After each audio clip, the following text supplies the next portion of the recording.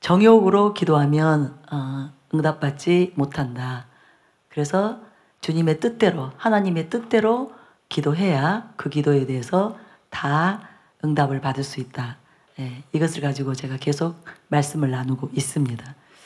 근데 나라를 위한 기도도 마찬가지예요.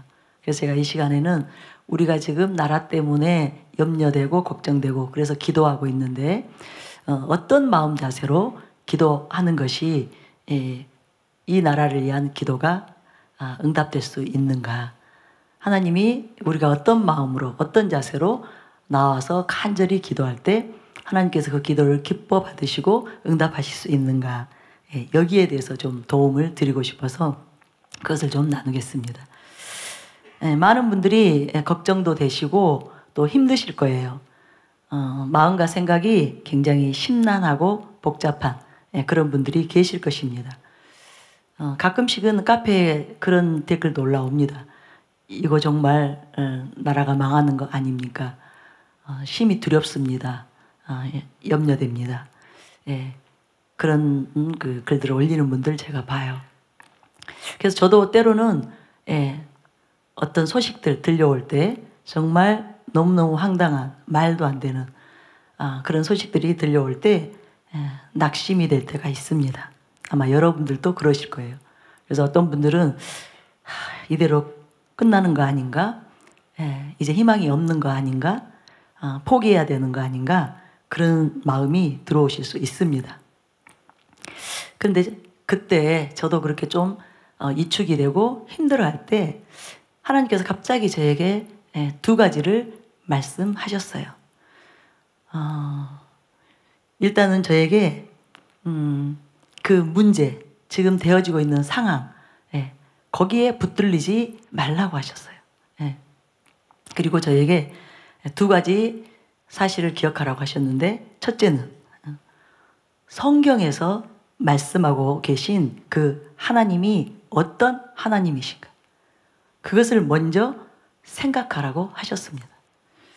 그리고 두 번째는, 첫째는 하나님이 누구이신가, 어떤 하나님이신가, 그것을 저에게 생각하라고 하셨고요. 두 번째는 그동안 제 개인적인 삶 가운데서 하나님이 어떻게 역사하셨는가, 어떤 은혜를 베푸시고 어떤 은총으로 저를 지키고 보호하셨는가, 그것을 생각해 보라고 하셨습니다. 그리고 또 교회예요. 저희 사랑하는 교회. 저희 사랑하는 교회에 많은 어려움이 있었습니다. 많은 아픔들이 있었습니다. 수많은 공격들이 있었습니다. 이 교회를 무너뜨리려 하는 원수의 집요한 그런 공격들이 있었습니다. 그런데 그동안 하나님께서 사랑하는 교회 가운데 어떻게 역사하셨는가, 교회를 어떻게 지키고 보호하시고 이에 이르게 하셨는가, 그리고 지금은 오히려 더 견고하고 더 아름답고 더 성경적이고 정말 그 롤 모델이 될 수 있는, 이 시대의 모델이 될 수 있는 그런 교회로 세워주셨잖아요. 하나님이 그것을 생각해 보래요. 네 개인적인 삶 가운데 내가 어떻게 역사했고, 또 사랑하는 교회 가운데 어떻게 역사했고, 그래서 그것을 통해서 내가 어떤 하나님인지 그것을 생각해 보라고 하시면서 이 나라에 대해서도 이 민족에 대해서도 하나님은 동일하신 하나님이라는 것을 기억하라고 하셨습니다. 그러면서 이 나라의 지난 날을 돌아보라고 하셨어요. 이 민족이 어떤 상황 가운데 하나님의 도우심과 은혜로 어떤 그 문제 가운데서 참 하나님께서 축복하시고 지금과 같은 이런 자유와 번영 그리고 높은 수준의 삶을 누리게 하셨는가. 여러분이 잘 아시죠? 우리가 일본의 나라를 빼앗기고 주권도, 그죠? 인권도, 모국어까지 다 잃어버렸던 민족이었죠.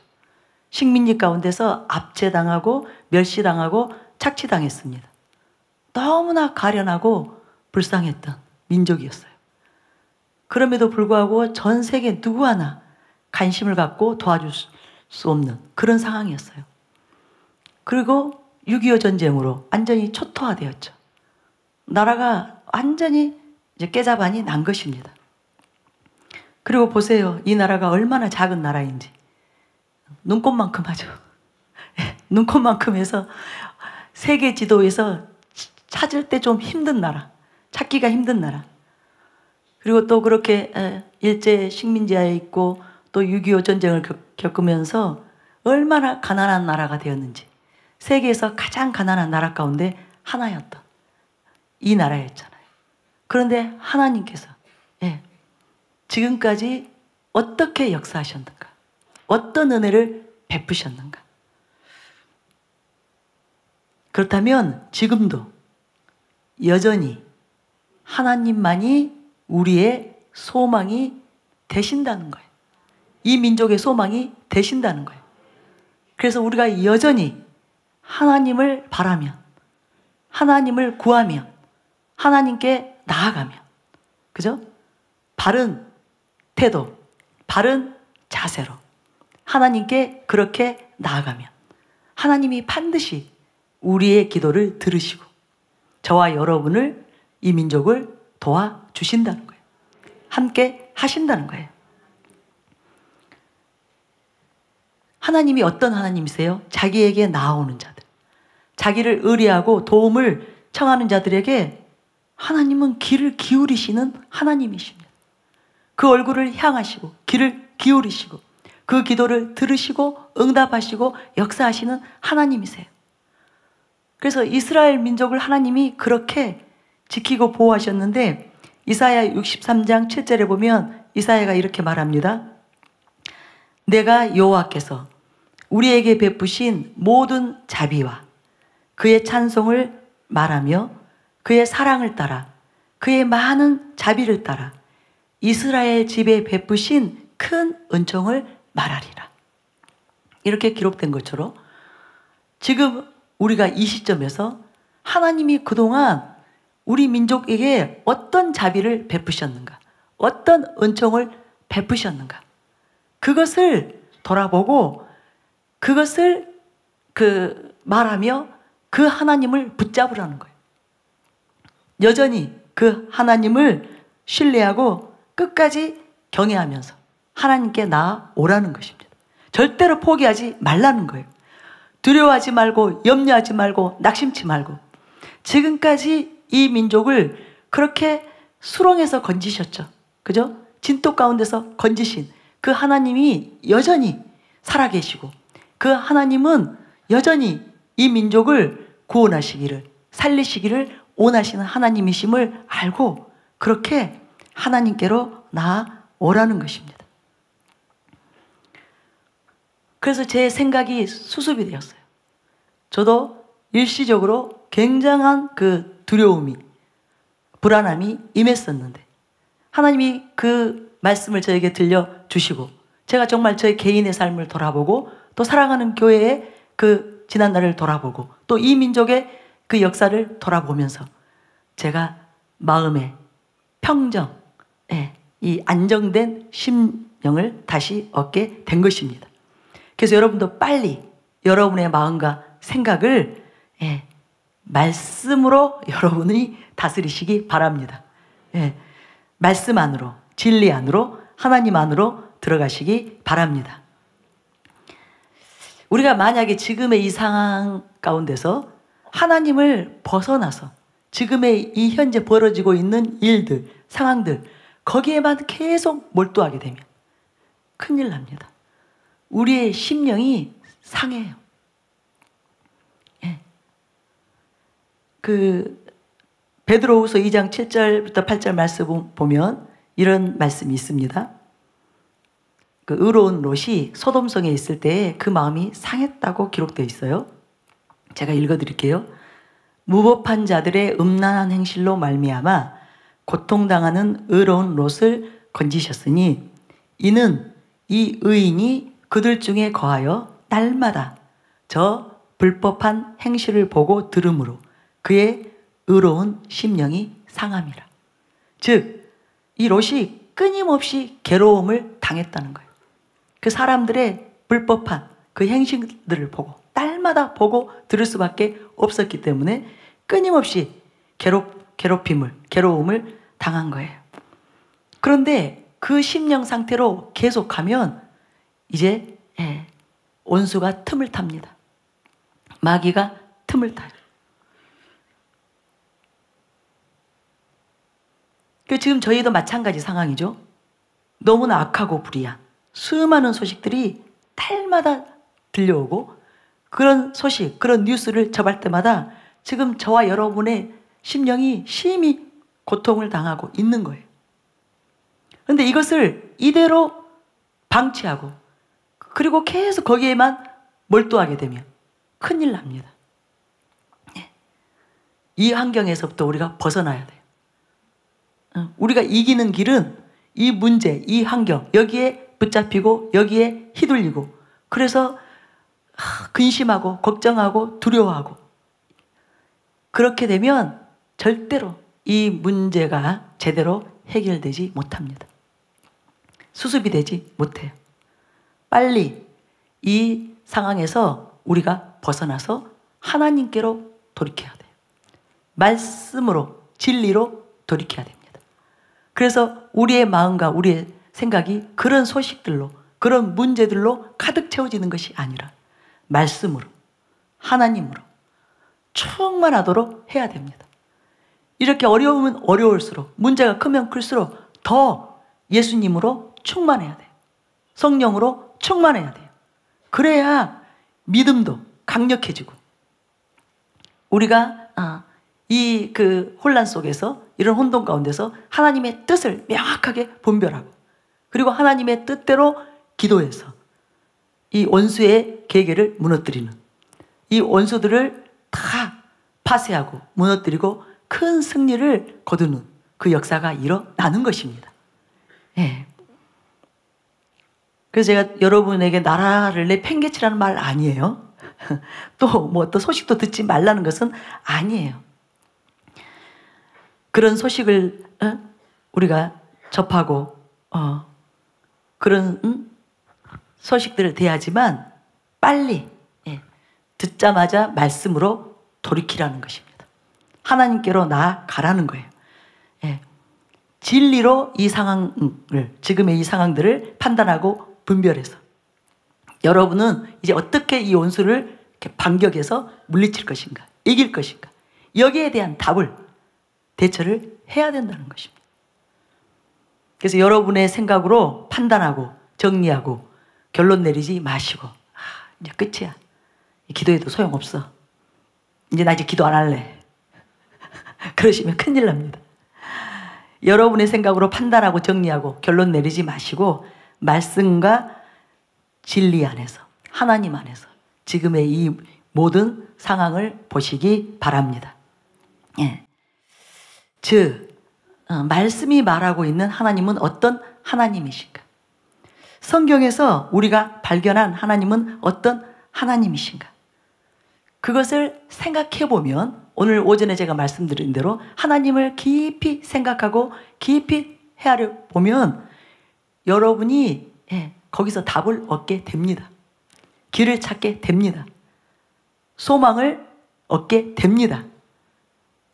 믿으시기 바랍니다. 그래서 그때 하나님께서 저에게 말씀하신 거예요. 나를 생각해 봐라. 내가 어떤 하나님인가를 생각해 봐라. 그러면서 첫 번째 하신 말씀이, 내가 자비한 하나님인가 무자비한 하나님인가, 그것을 생각해 보라고 하신 거예요. 하나님이 인생들에게 무관심하신 하나님이신가, 인생들을 살피시고 헤아리시는 하나님이신가? 여러분, 하나님 어떤 하나님이세요? 무자비하세요? 자비하십니다. 신명기 4장 31절을 보면, 내 하나님 여호와는 자비하신 하나님이십니다. 그가 너를 버리지 아니하시며 너를 멸하지 아니하시며 내 조상들에게 맹세하신 언약을 잊지 아니하시리라. 오늘 오전에 그 마음이 힘들고 지금 굉장히 고통스러우신 분들 나오시라고 했잖아요. 그런 분들도 오늘 이 말씀을 잘 들으시기 바랍니다. 여러분 개인의 삶에도 이 말씀을 잘 적용해 보시기 바랍니다.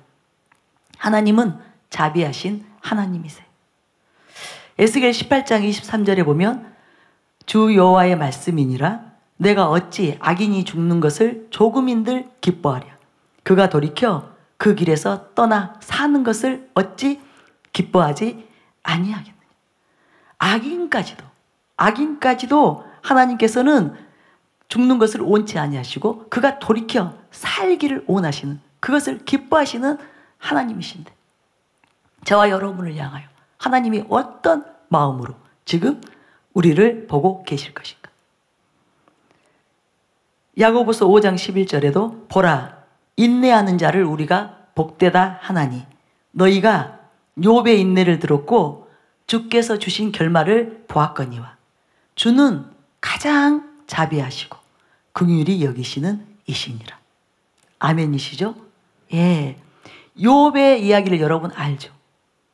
한순간에 사탄은 참소했고 또 하나님께서는 그 욥을 잠시 잠깐 내어놓았습니다. 그리고 엄청난 환난을, 어려움을, 고통을 겪었어요. 그러나 그 결말이 어떠했습니까? 하나님은 더 좋게 하셨습니다. 모든 것을 갑절로 축복하셨어요. 그래서 그 주님은 가장 자비하시고 긍휼히 여기시는 하나님이시라는 거예요. 그래서 하나님이 어떤 하나님이신가를 생각해 보면 우리가 어떻게 기도하기를 원하시는가? 그죠? 어떻게 부르짖기를 원하시는가? 우리 어떻게 지금 행동하기를 원하시는가? 어떤 마음과 자세로 지금의 이 나라의 문제를 하나님 앞에 가지고 나아오기를 원하시는가? 여러분이 답을 얻게 되실 거예요. 자비하신 하나님은 한 나라를 쉽게 멸망시키시기를 원하시고 무너뜨려 버리기를 원하시고 망하게 하기를 원하시는 그런 하나님이 아니십니다. 예. 그렇다면 하나님께서 이 나라, 이 민족 가운데 자비를 베푸시겠구나. 우리를 긍휼히 여기시겠구나. 우리를 불쌍히 여기시고 우리를 도와주시겠구나. 이 사실을 여러분 깨달으시기 바랍니다. 그리고 이것을 붙잡으시기 바랍니다. 특별히 저에게 제가 이 말씀을 이렇게 준비할 때 그런 그 사람들이 떠올랐어요. 너무 두려워서 공황장애와 같은 그런 공포감과 두려움에 휩싸이는 분들, 그런 분들이 저는 오늘의 이 말씀을 잘 귀담아 들으셨으면 좋겠습니다. 그리고 그 자비하신, 그토록 가장 자비하다고 하셨는데 가장 자비하시고 긍휼히 여기시는 그 하나님 아버지의 그 사랑을 붙잡으시기 바랍니다. 그리고 이 두려움으로부터 그 모든 우울한 마음에서 자유케 되시는, 해방되시는 지금 이 시간이 되시기를 바랍니다. 그래서 하나님은 인생들에 대해서 무심하시고 무관심하신 그런 하나님이 아니에요. 모든 인생을 헤아려 살피시는 부엘 라헤로이의 하나님이십니다. 부엘 라헤로이. 여러분 이것을 꼭 오늘은 기억하셔야 돼요. 예. 창세기 13장 13절 14절에 나오죠. 제가 읽어드릴게요. 하갈이 자기에게 이르신 여호와의 이름을 나를 살피시는 하나님이라 하였으니 이는 내가 어떻게 여기서 나를 살피시는 하나님을 배웠는고 함이라. 이러므로 그 셈을 부엘 라헤로이라 불렀으며 그것은 가데스와 베렛 사이에 있더라. 예, 이 부엘 라헤로이, 살아계셔서 나를 감찰하시는 분의 우물, 이런 뜻이에요. 여러분이 내용을 잘 아시기 때문에 굳이 설명할 필요 없지만 사라를 피해서 하갈이 도망갔습니다. 하갈이 자기가 임신한 줄 알고 사라를 멸시했죠. 그래서 이제 사라가 하갈을 학대를 한 것입니다. 그냥 도망간 거예요. 그런데 그때 그 하나님이 하갈에게 나타나셔서 하갈을 위로하시고 또 그 앞으로 자녀 아들 이스마엘을 축복하실 것을 말씀하시고 여러 가지 그에게 마음의 위로와 안정과 이제 소망을 주시고 다시 이제 사라에게로 돌아가라. 거기서 살아라. 그렇게 이제 하셨는데 여러분 이 모든 인생들을 헤아려 살피시는 그죠? 돌아보시는 그 하나님을 붙잡으시기 바랍니다. 하갈은 지금 잘하고 그렇게 도망갔던 거 아니에요. 분명히 잘못했어요. 도대체 자기 주제를 모른 거죠. 감히 사라를 멸시하다뇨. 자기는 여종으로서 사라에 의해서 그 아브라함의 이제 아이를 갖게 된 거잖아요. 이스마엘을 갖게 된 거잖아요. 그럼에도 그런 하갈임에도 불구하고 하나님께서 방치하시는 것이 아니라 나 몰라라 하시는 것이 아니라 그죠? 살펴주신 두려움 가운데 있는 아주 불안과 공포 가운데 있는 이 하갈을 살피시는 하나님이시라는 거예요. 그 하나님을 여러분 지금 붙잡으시기 바랍니다. 지금의 이 문제를 붙잡는 것이 아니라 지금 일어나고 있는 일들을 붙잡는 것이 아니라 지금 진행되고 있는 이 나라의 상황들을 붙잡는 것이 아니라 인생들에 대해서 자비하신 우리들을 헤아리시고 보살피시는 돌보시는 그 하나님을 붙잡으시기 바랍니다. 그리고 여러분이 빨리 그 사랑 안으로 들어가셔야 돼요. 항상 그 사랑 안에 거하고 계셔야 됩니다. 그 사랑을 벗어나면 안 돼요. 그 사랑을 벗어나서 말씀을 벗어나서 여러분이 지금의 이 나라의 문제들을 보게 되면 지금의 이 기가 막힌 현실을 여러분이 자꾸만 부닥치게 되면 큰일 납니다. 그래서 여러분 하나님은 가장 자비하시고 긍휼이 크신 하나님이시다. 그리고 그 하나님은 나를 살피시고 돌보시는 하나님이시다. 인생을 살피시는 하나님이시다. 그렇다면 이 민족도 살피시는 하나님이시다. 하나님이 이 민족을 지금 살피시고 계신다. 우리를 살피시고 계신다. 그것을 여러분 꼭 붙잡으시기 바랍니다. 그런데 여기서 중요한 한 가지를 하나님께서 말씀하시더라. 하나님은 이렇게 자비하셔요. 그런데 또한 우리도 자비를 베푸는 자가 되기를 원하십니다. 긍휼히 여기는 자가 긍휼히 여김을 받는 것처럼 다른 사람에게 자비를 베푸는 자가 또 자비를 얻게 되는 것입니다. 그래서 지금 이 시점에서 우리가 하나님의 긍휼이 필요해요. 우리가 하나님의 자비를 지금 필요로 하고 있습니다. 그럴 때 우리 또한 자비로운 자들이 되어야 한다는 이 사실을 꼭 기억하시기 바랍니다. 사람은 심는 대로 거두잖아요. 그래서 여러분이 이때에 정말 그 하나님께 자비를 그저 덧입기를 바라고 긍휼을 덧입기를 바라고 그냥 이 마음만 가지고 있는 것보다 실제적으로 하나님의 긍휼과 자비가 임하도록 하는 것은 우리가 다른 사람들을 향하여 자비를 베풀고 긍휼을 베푸는 거예요. 누가복음 6장 35절 36절을 보면 오직 너희는 원수를 사랑하고 선대하며 아무것도 바라지 말고 꾸어주라. 그리하면 너희 상이 클 것이요 또 지극히 높으신 이의 아들이 되리니 그는 은혜를 모르는 자와 악한 자에게도 인자하시니라. 너희 아버지의 자비로우신 같이 너희도 자비로운 자가 되라. 먼저 우리의 마음이 자비로운 마음으로 바뀌어야 된다는 것. 이것을 여러분 꼭 기억하시기 바랍니다. 하나님은 지금 우리에게 자비를 베푸시기를 원하시면서 또한 무엇을 보고 계실 것인가? 우리 또한 자비로운 마음을 가지고 긍휼의 마음을 가지고 우리가 관계하는 모든 사람들을 향하여 지금 그렇게 선을 행하고 있는지 악을 행하고 있는지 이것을 눈여겨보실 거라고 저는 생각합니다. 그래서 우리가 놓칠 수 있어요. 그저 내가 받기만을. 지금 불안한데 내가 하나님의 자비를 받아야 돼. 긍휼을 입어야 돼. 여기에만 몰두하고 있을 수 있습니다. 그런데 하나님은 그 정직하신 하나님이시죠. 참되신 하나님이세요. 그래서 무엇이든지 심는 대로 거두게 하는, 자기가 행한 대로, 선악간에 행한 대로 심판하시는 하나님이세요. 보응하시는 하나님이세요. 그렇다면 우리가 긍휼과 자비의 삶을 살기를 원하신다는 거예요.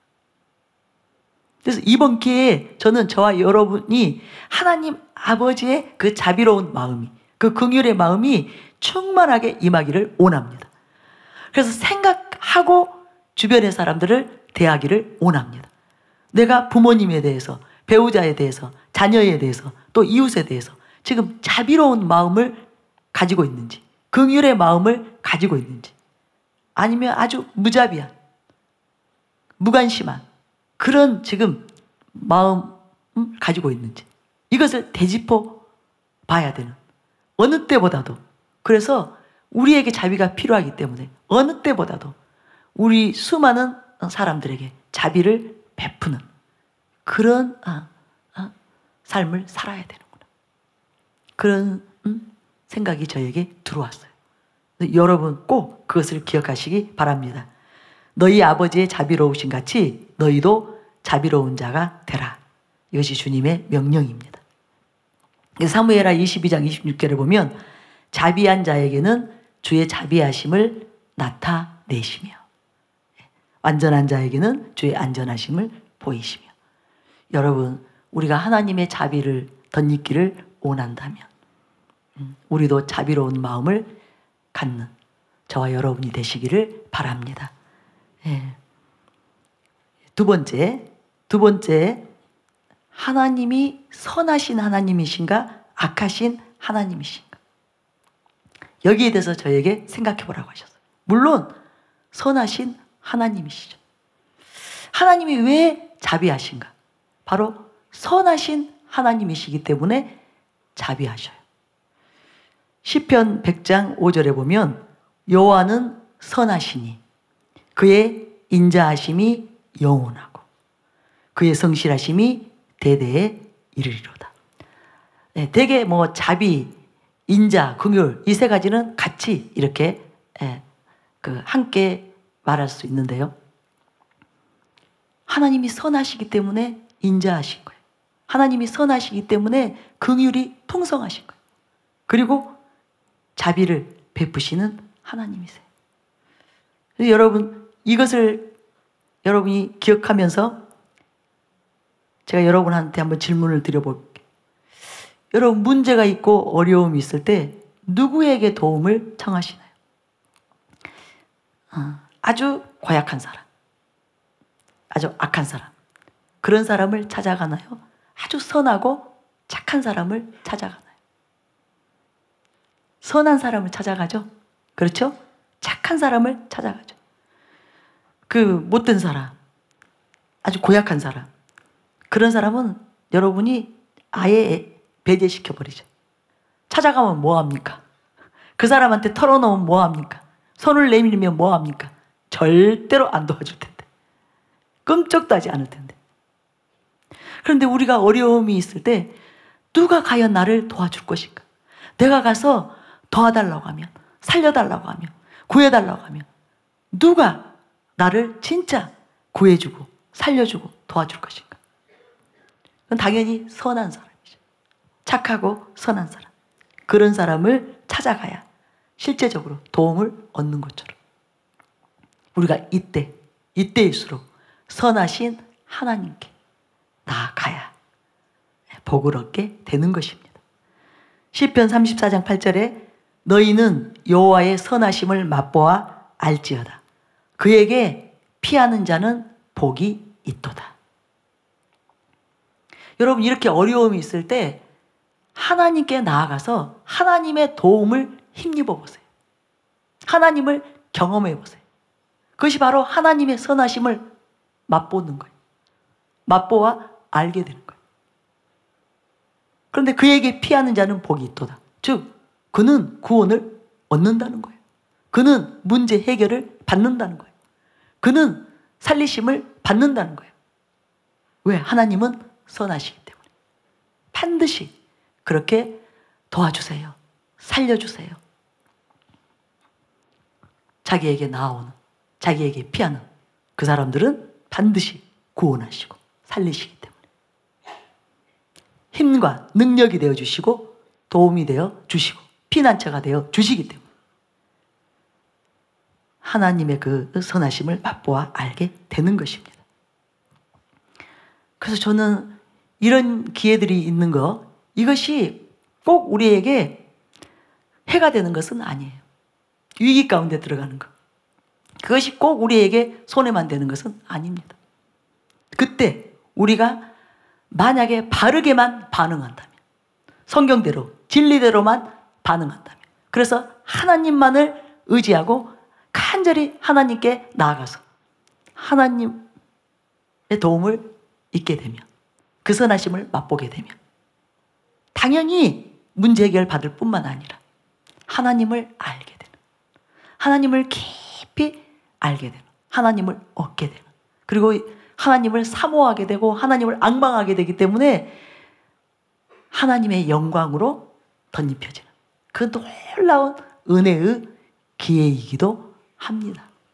여러분 그것을 믿으시기 바랍니다. 무조건 위기가, 문제가, 어려움이 나쁜 거 아니에요. 하나님은 모든 것을 합력하여 선을 이루시는 하나님이시잖아요. 문제는 우리가 바른 마음 자세, 바른 행동, 바른 반응, 그렇죠? 바르게 대처하는, 이것이 중요해요. 그래서 하나님께서는 지금 저와 여러분에게 지금 나라가 너무너무 힘들고 어렵고 정말 심각한 문제 가운데 있느냐? 하나님은 지금 이 상황을 정말 큰일 났다, 정말 어떻게 하지? 하고 염려하고 걱정하고 계시는 것이 아니라 하나님은 아마 웃으시면서 저와 여러분에게 이렇게 응원하고 계실 거예요. 이 기회를 통해서 너희들이 정말 이제는 나를 제대로 알아야 된다. 말씀과 진리에 굳게 서야 된다. 그 말씀대로, 진리대로 그대로 순종하는 것이 결국은 나의 살 길이요, 이 민족의 살 길이요, 세계 열방의 살 길임을 너희들이 경험하게 될 것이다. 그래서 하나님은 우리가 말씀으로 들어오기를, 말씀 안으로 들어오기를, 하나님 안으로 들어오기를, 진리 안으로 들어오기를, 그렇게 지금 저와 여러분을 위해서 예수님도 중보하시고 성령님도 중보하면서 그렇게 지금 저와 여러분에게 응원하고 계신다는 것을 믿으시기 바랍니다. 그래서 걱정하고 있을 일이 아니에요. 지금 두려워하고 있을 일이 아니에요. 오히려 이 위기가 기회가 되도록, 이것을 통해서 크신 하나님을 경험하도록 여러분이 정말 실제적으로 말씀대로 간절히 나라를 위해서 기도하며 나아가시기 바랍니다. 하나님께 피하시기 바랍니다. 하나님만 의지하시기 바랍니다. 그럴 때 놀라운 일이 일어날 것입니다. 그러면 하나님이 이렇게 선하신데 악을 미워하시고 선을 기뻐하시는 하나님이신데 하나님이 누구의 편이 되시겠는가? 즉 악한 자의 편이시겠는가? 선한 자의 편이시겠는가? 당연히 선한 자의 편이시죠. 성경에는 그와 관련된 수많은 말씀들이 있는데 특별히 욥기에 이제 많이 나오는데요. 욥기 8장 20절에 보면 하나님은 순전한 사람을 버리지 아니하시고 악한 자를 붙들어 주지 아니하심으로. 그 욥의 세 친구들이 막 이제 많은 말들을 하죠. 그들은 이제 그런 말들을 욥에게 적용을 했기 때문에 이것은 그는 욥에게는 맞지 않았지만 그 내용 자체는 진리입니다. 네. 하나님은 순전한 사람을 버리지 아니하신다고 했어요. 그리고 악한 자를 붙들어 주지 아니하시고. 하나님이 악한 자를 막 붙들어 주실까요? 도와주실까요? 힘을 주실까요? 절대로 그렇지 않습니다. 여러분 욥기 11장 11절에 이런 말씀이 있어요. 하나님은 허망한 사람을 아시나니 악한 일은 상관하지 않으시는 듯 하나 다 보시느니라. 이거 정말 무서운 말이에요. 하나님은 악한 일에 대해서 상관하지 않으시는 것처럼 보이는데 다 보시느니라. 어느 날 이 사람들은 다 쓸림을 받게 될 것입니다. 하나님의 심판의 날이 임하면 이들은 찾을래야 찾을 수 없는 그날이 올 것입니다. 여러분 그것을 믿으시기 바랍니다. 제가 어느 날 요즘 워낙 시국이 이렇게 지금 정말 이상한 방향으로 지금 가고 있잖아요. 그러다 보니까 이제 나라에 대해서 걱정을 많이 하죠. 또 이 정부가 하고 있는 일에 대해서 때로는 아주 악한 일들, 불의한 일들 여기에 대해서 이제 저희들이 이렇게 나누면서 이렇게 식사를 하고 있는데 갑자기 불쑥 하나님이 저에게 말씀하시는 거예요. 너무나 선명하게. 내가 다 알고 있다. 내가 다 보고 있다. 가끔씩 하나님이 제가 어떤 사람들과 이렇게 대하고 있을 때 탁 끼어드세요. 치고 들어오세요. 하나님께서 막 이제 그런 상황이죠. 때로는 너무 이제 하나님이 안타까우실 때. 하나님께서 뭔가 지금 긴급하다고 느끼셨을 때, 뭐 저희가 너무 걱정한다 할지 예를 들면 지금 뭔가 우리가 잘못 생각하고 있다 할지 저희가 잘못 생각하고 판단하고 있다 할지 그럴 때는 하나님께서 갑자기 끼어드세요. 저는 그런 말씀을 참 많이 들어요. 갑자기 순간적으로 불쑥 저에게 이렇다 저렇다 그렇게 말씀하세요. 그리고 그런 일들에 대해서는 하나님 반드시 책임지셨어요. 하나님이 그렇게 불쑥 던지시는 말씀에 대해서 항상 그것이 하나님의 실제적인 하나님이 하신 말씀이었을 뿐만 아니라 반드시 그대로 그 말씀대로 행하시는 하나님이심 나타내셨어요. 그런데 그날 그렇게 얘기하시는 거예요. 내가 다 알고 있다. 내가 다 보고 있다. 무슨 말이에요? 악한 일은 상관하지 않으시는 듯 하나 다 보시느니라. 진짜 지금 불의하고 악한 자들이 지금 활개치는데 하나님이 아니시면 정말 절망이에요. 정말 절망입니다. 아무런 희망이 없습니다. 우리로서는 해볼 수가 없어요. 그 사람들을 물리칠 수 없어요. 이 문제를 수습할 수 없어요. 그런데 하나님이 계십니다. 불꽃 같은 눈으로 감찰하고 계십니다. 하갈을 그렇게 감찰하여 살피시고 보셨던 것처럼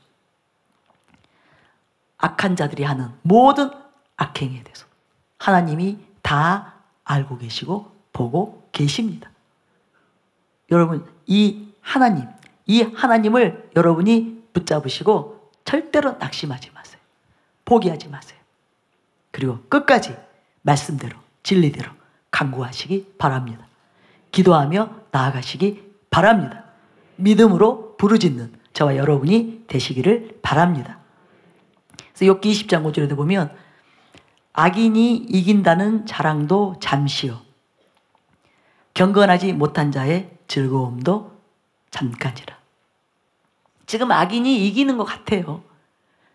그리고 저들이 잘 나가는 것 같아요. 그리고 저들에게는 기쁨이 충만하고 즐거움이 넘쳐나는 것 같아요. 그러나 모든 것이 뭐예요? 잠시요 잠깐이니라. 진짜입니다. 성경에 많은 이것이 입증되는 많은 사실들이 있고요. 기록되어 있고요. 저는 삶 속에서도 수없이 봤습니다. 정말 지금 현재 악인이 승승장구하고 있고 그가 이겨서 승리로 정말 기쁨으로 즐거움으로 가득 차 있는. 그런데 나는 어쩐지 패배한 것 같고 나는 사람들이 알아주지도 않고 인정하지도 않고 내가 하는 모든 것 지금 나는 점점 그렇게 작아지고 내려가고 내리막길로 치닫고 있는. 그러나 여러분이, 제가 지난주에도 말씀드렸죠. 만약에 하나님의 뜻대로 살고 있다면, 여러분이 양심적으로 착하고 진실하게 살고 있다면, 하나님의 그 말씀을 붙잡고 말씀에 순종하는 삶을 살고 있다면 어느 날 이것이 완전히 바뀝니다. 그날이 반드시 옵니다. 악인이 이긴다는 그 자랑도 잠시요, 경건하지 못한 자의 즐거움도 잠깐이니라. 예. 더 무서운 말씀은요, 욥기 21장 30절에 보면 악인은 재난의 날을 위하여 남겨둔 바 되었고 진노의 날을 향하여 끌려가느니라. 참 무서운 말씀이에요. 하나님이 의로우신 재판장이 되시고 심판주가 되시기 때문에 이 일들이 일어나는 거예요. 반드시 하나님은 선악간을 행한 대로 보응하시는 하나님이십니다. 그래서 악인이 장수하며 잘 나가는 것 같을지라도 여러분 절대로 낙심하지 마세요. 끝났다고 하지 마세요. 우리가 패했다고 하지 마세요. 하나님께 원망하고 불평하지 마시기 바랍니다. 끝까지 가봐야 돼요. 끝까지 가봐야 돼요. 조만간 하나님께서 이제 내가 때가 됐다, 이제는 내가 심판하리라 하시면 그날 모든 것이 다 드러나는 것입니다.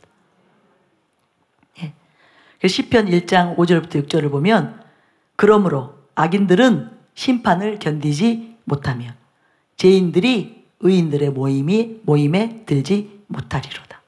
무릇 의인들의 길은 여호와께서 인정하시나 악인들의 길은 망하리로다. 반드시 이렇게 됩니다. 말씀대로 됩니다. 진리대로 됩니다. 그것을 믿으시기 바랍니다. 그래서 흔들리지 마세요. 갈등하지 마세요. 여러분은 꿋꿋하게 의인의 그 길로 나아가시기 바랍니다. 하나님의 길로 나아가시기 바랍니다. 그 하나님을 믿고 성경에서 우리에게 명하는 것들만 행하는 저와 여러분이 되시기를 바랍니다. 제가 그런 일들, 악인들이 결국은 하나님의 심판을 받고 망하는 일들을 저는 참 많이 봤어요.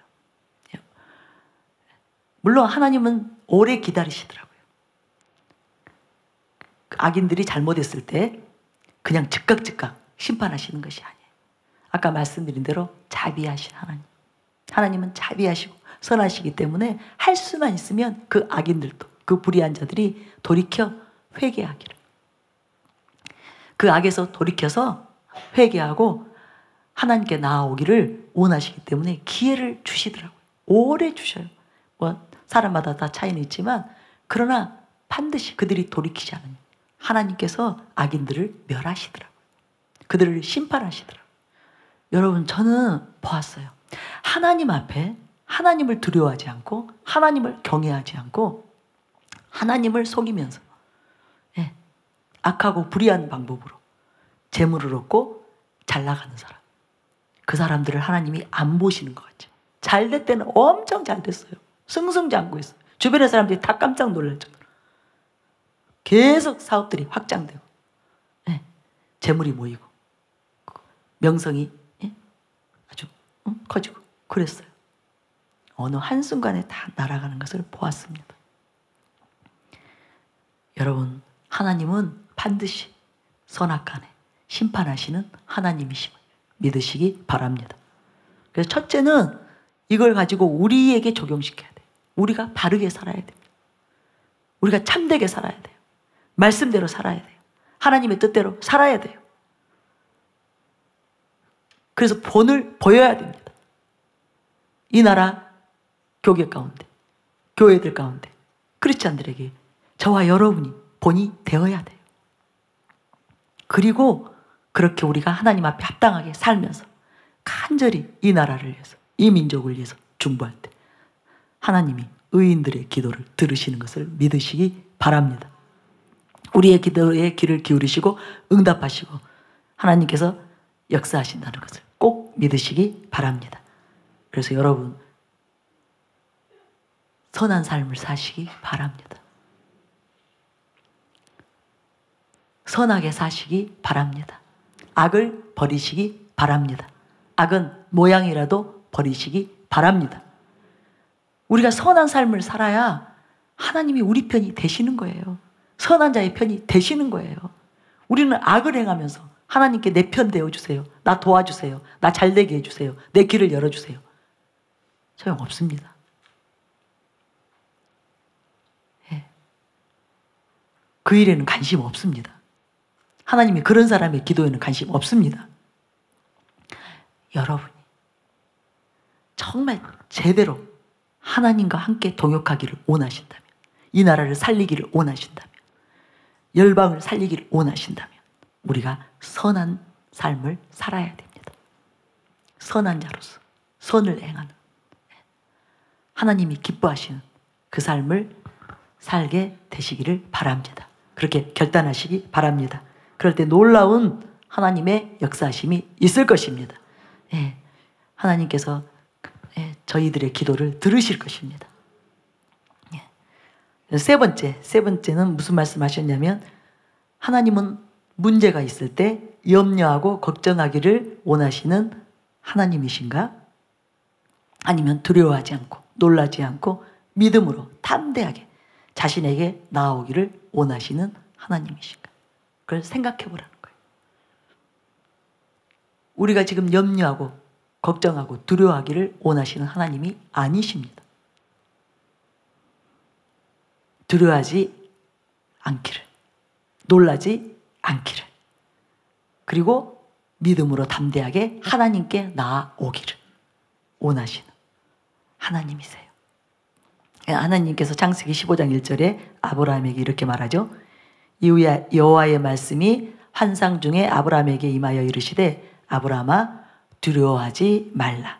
나는 내 방패요 너의 지극히 큰 상급이니라.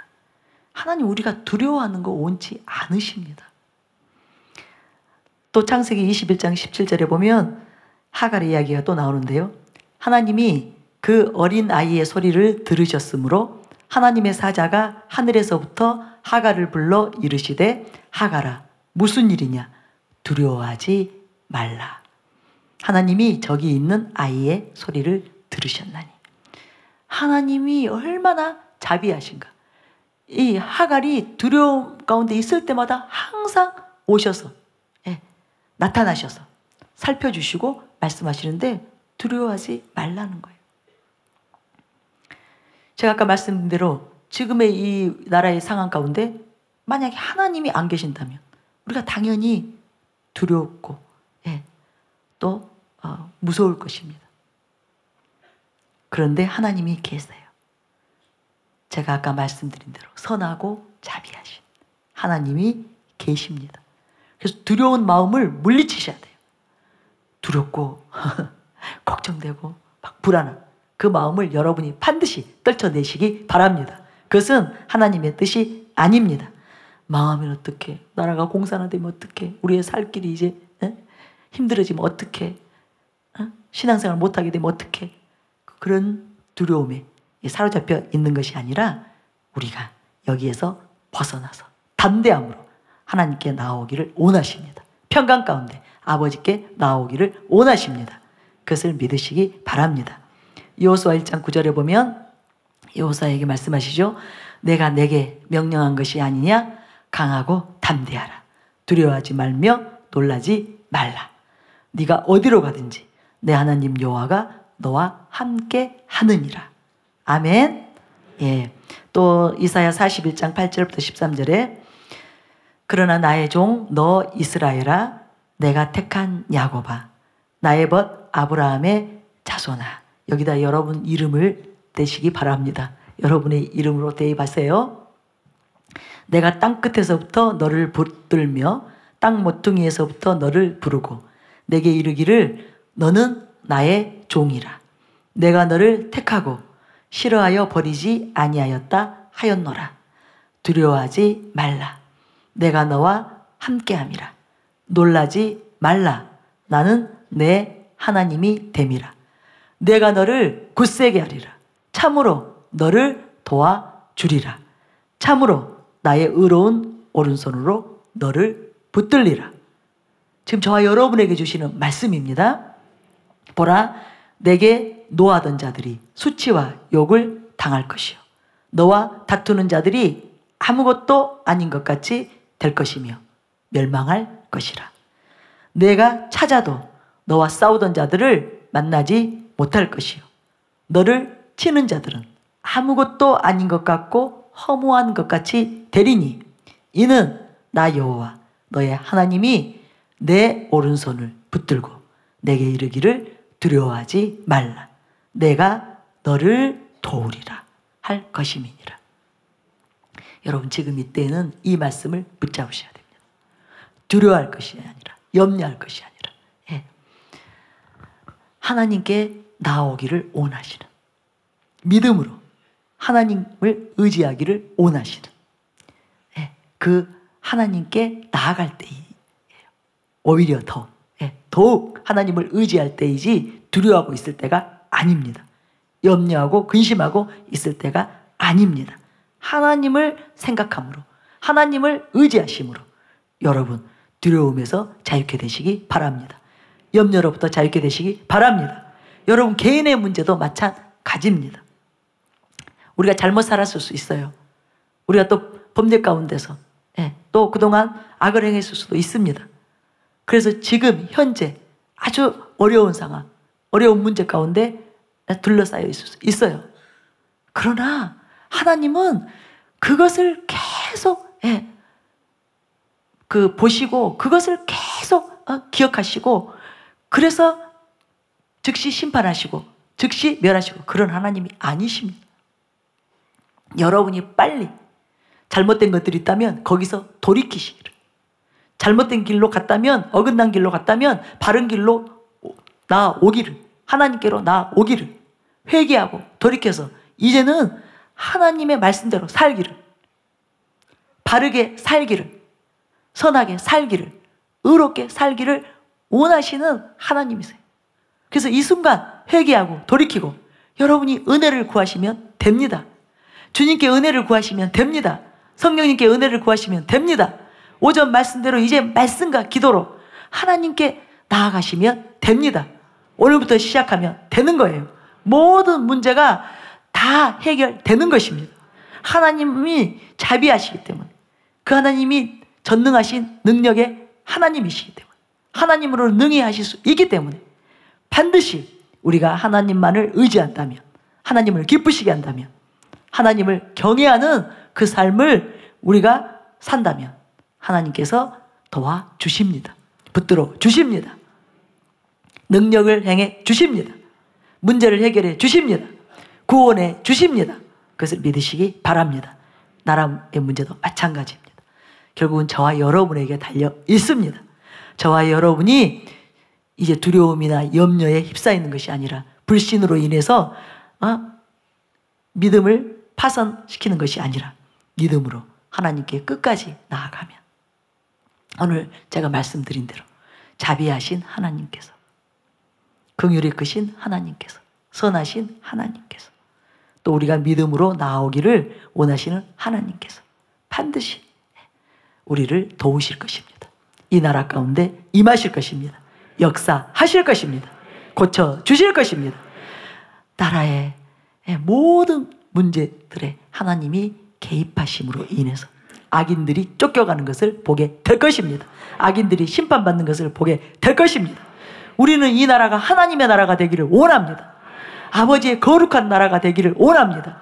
이 민족이 하나님의 백성이 되기를 원합니다. 거룩한 왕같은 제사장들이 되기를 원합니다. 이것이 하나님께서 원하시기 때문에, 하나님이 우리보다 더 원하시기 때문에 우리도 하나님의 그 뜻대로 이 나라가 하나님의 나라가 되기를, 이 민족이 하나님의 백성이 되기를 원하오니 하나님 우리의 기도를 들으시고 역사하여 주시옵소서.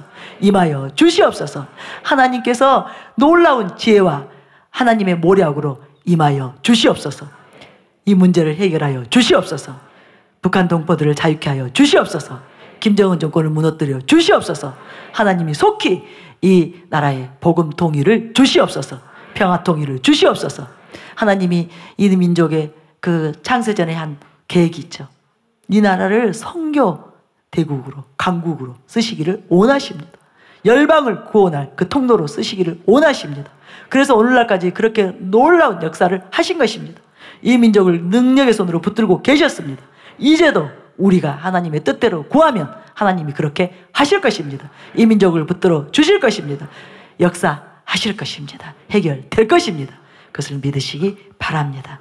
예, 마지막으로 제가 긍휼이 무엇인지 한 가지를 알려드리고 우리 시간 더욱 그 하나님 아버지를 붙잡게 되시기를 바랍니다. 하나님은 긍휼이 크신 아버지신데요. 이 긍휼이란 단어, 이 단어는 히브리어로 라함입니다. 라함. 이것은 어머니의 자궁이라는 뜻이에요. 이 어머니의 자궁이라는 뜻을 내포하고 있어요. 그래서 긍휼이란 단어의 뜻 속에는 자녀를 향한 어머니의 불쌍히 여기는 마음을 담고 있습니다. 그래서 이 긍휼이 또 헬라어로 사용될 때는 창자가 끊어지는 듯하다. 이 뜻을 가지고 있어요. 긍휼이란 고통 중에 있는 사람을 마치 창자가 끊어지는 듯한 마음으로 함께 아파하는 것. 그토록 불쌍히 여기는 것. 이것이 하나님의 긍휼입니다. 여러분, 하나님은 긍휼의 하나님이십니다. 저와 여러분이 지금 고통하고 있고 지금 아파하고 있고 신음하고 있는데 이 일에 대해서 무심하지 않습니다. 절대로 무심하지 않습니다. 여러분, 하나님께서 반드시 창자가 끊어지는 듯한 그 마음, 이 마음으로 함께 여러분의 아픔, 여러분의 고통, 여러분의 문제를 하나님께서 끌어안고 계시는 것을 믿으시기 바랍니다. 그래서 우리가 하나님을 의지한다면, 그 긍휼한 아버지의 마음 안으로만 들어간다면, 그 사랑 안으로만 들어간다면 반드시 하나님께서 도우십니다. 여러분의 문제 해결됩니다. 여러분의 고통 끝나게 됩니다. 여러분의 괴로움 곧 그것이 행복으로 바뀌게 될 것입니다. 오늘 오전에 말씀드렸죠. 하나님께서 지금 현재 고통하고 있는 특별히 가장들, 지금 나라 경제도 어렵고 모든 것이 어렵습니다.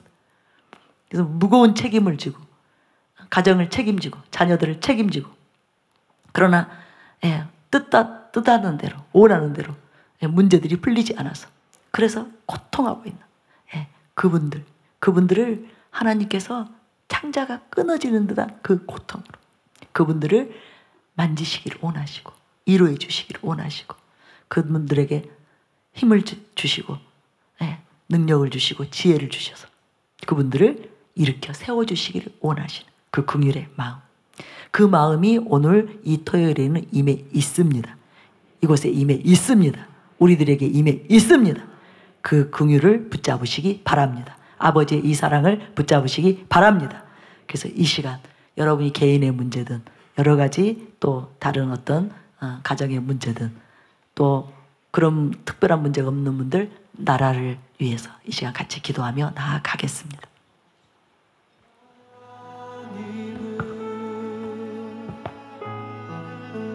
주님의 긍휼하심으로 우리를 덮으시고 주님의 날개 아래 우리를 품으시는 창자가 끊어질 듯한 고통으로 우리의 아픔을 품어주시는 하나님, 그 주님이 아니시면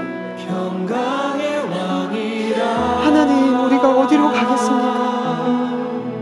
주님이 다 아시기에, 다 들으시고 다 보시기에 이 땅이 아무리 어두워도, 이 땅에 아무리 문제가 있어도 소망이 있습니다. 교육자님들, 안수사역자분들 빨리 한번 안수사역으로 숨겨주시기 바랍니다. 오늘도 주님의 자비하심 앞에 엎드립니다. 긍휼의 마음, 하나님 아버지의 긍휼의 마음, 우리 성도님들 한 분 한 분 안아주시기 바랍니다.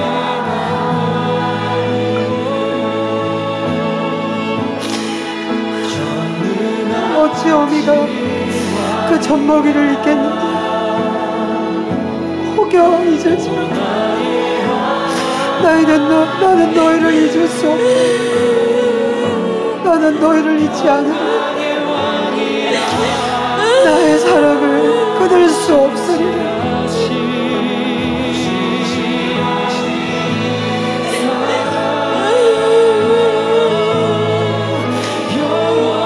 아버지께로 나아갑니다. 나보다 더 아파하시는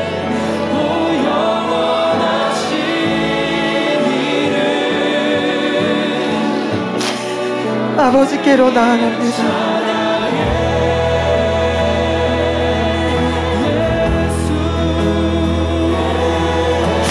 이 땅을 바라보시며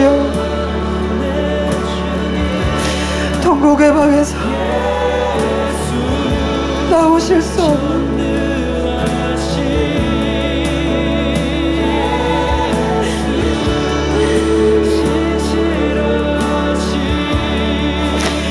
주님 앞으로 갑니다.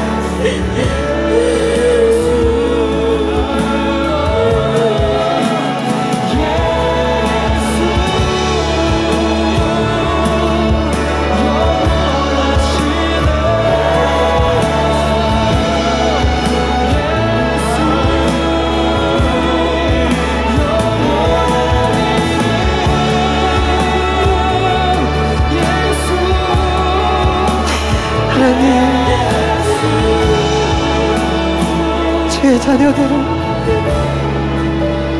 오늘도 살아가시고 힘을 주시는 하나님, 두려워하지 말라, 놀라지 말라. 내가 너와 함께하리라. 내가 너를 지키리라.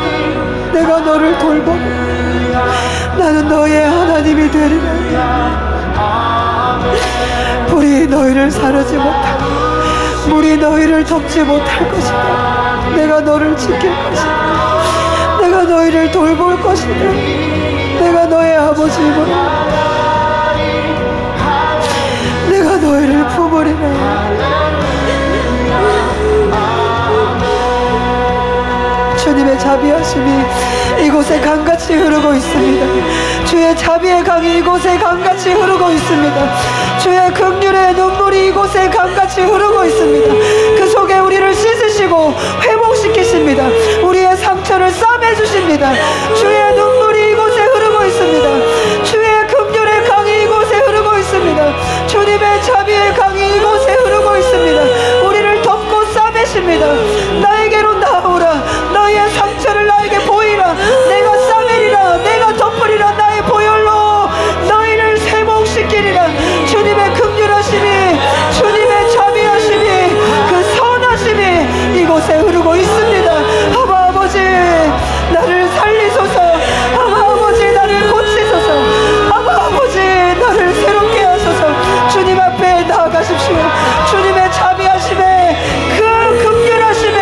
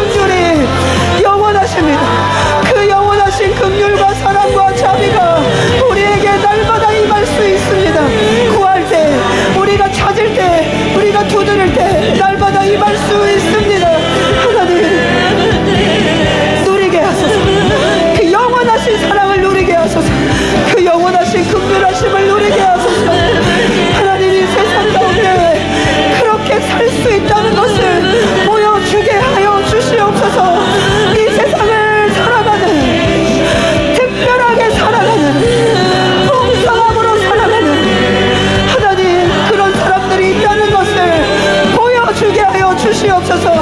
하나님, 소망 없는 모든 사람들에게 우리가 그 소망의 삶을 보여주게 하여 주시옵소서. 우리에게 책임이 있습니다. 하나님을 나타낼 책임이 있습니다. 하나님의 긍휼하심을 보여줄 책임이 있습니다. 하나님의 선하심을 보여줄 책임이 우리에게 있습니다. 우리가 누려야 보여줄 수 있습니다. 우리가 그 모든 것을 하나님 안에서 누려야 그들이 볼 수 있습니다. 하나님, 그래서 우리에게 책임이 있습니다. 붙잡게 하소서. 주의 은혜를 구하며 이 삶을 살아갈 수 있도록 주님 도와주시옵소서. 주님 은혜를 부어주시옵소서.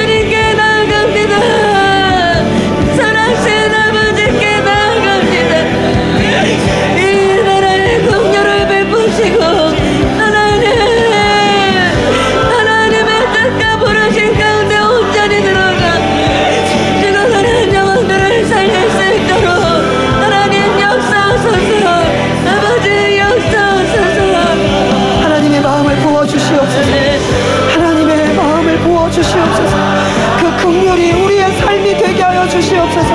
하나님, 이 땅의 영혼들을 바라보며 창자가 끊어질 듯한 그 아픔, 그들의 아픔이 나의 아픔이 되는 그 긍휼하심이 우리에게도 동일하게 임하게 하여 주시옵소서. 그냥 두고 볼 수 없는, 하나님 그대로 지나칠 수 없는 그 마음을 우리가 동일하게 가지게 하여 주시옵소서. 주님의 마음이 우리를 사로잡게 하시고, 그래서 기도의 자리로 나아가게 하시고, 주님의 심장과 하나 되어서 기도할 수 있도록 주님 은혜를 부어주시옵소서. 주님 은혜를 부어주시옵소서. 주님과 내가 하나 되는 그 삶, 주의 심장으로 살아가는 그 삶, 그 긍휼의 풍성하신 주님을 드러내는 삶이 우리의 삶이 되게 하여 주시옵소서. 주님을 원합니다. 주님을 더 원합니다. 주님으로 채워주시옵소서. 주님으로 더 채워주시옵소서. 결단하게 하소서. 결단하게 하소서. 나는 주를 의지하며 살리라. 나는 그 주님의 자비하심을 의지하며 살리라. 그 긍휼하심을 바라며 살리라. 나도 그렇게 주님의 인자와 주의 자비의 통로가 되어 살리라. 결단하게 하여 주시옵소서. 주님 역사하여 주시옵소서. 주님 역사하여 주시옵소서.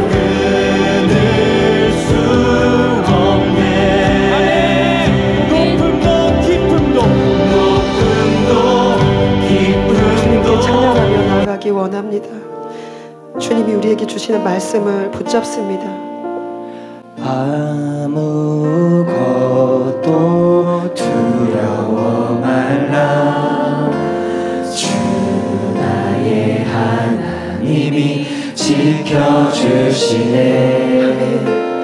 놀라지 마라. 주님 지금 말씀하고 계십니다. 겁내지 마라. 다시 한번 우리에게 말씀하고 계십니다. 주님 나를 지켜주시네.